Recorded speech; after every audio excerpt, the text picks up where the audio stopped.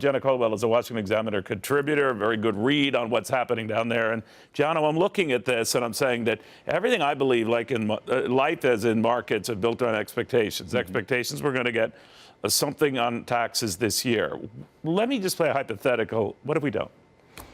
Then it's a big problem for us, one of which Donald Trump, a newly elected president, and Speaker Ryan, who's been in for just a little bit, neither one of them have any major legislative accomplishments at this point. So if we're not able to get anything done, especially after that healthcare debacle that the Freedom Caucus helped us get into, I think it's going to be problematic on many levels. All right. Who do you blame for this? I know you're a Republican. You want to see, obviously, some progress made. It's they've got an agenda that is pro-market, pro-capitalist, pro-business, pro-average taxpayer.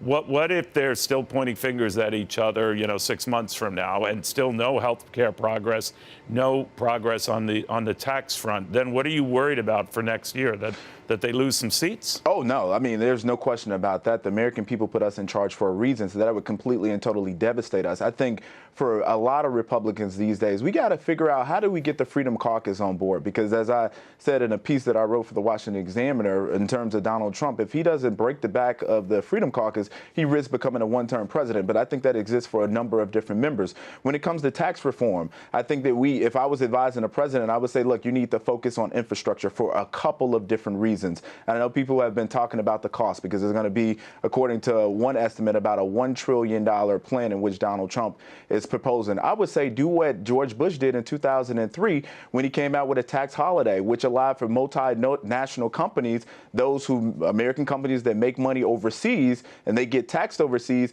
give them a one-time, maybe 5.25%, which is what George W. Bush did, give them an opportunity to pay a tax and bring that money over here for investment. Are you comfortable as a conservative going into bigger deficits, maybe adding to our debt before you get presumably some revenue from those tax cuts years down the road?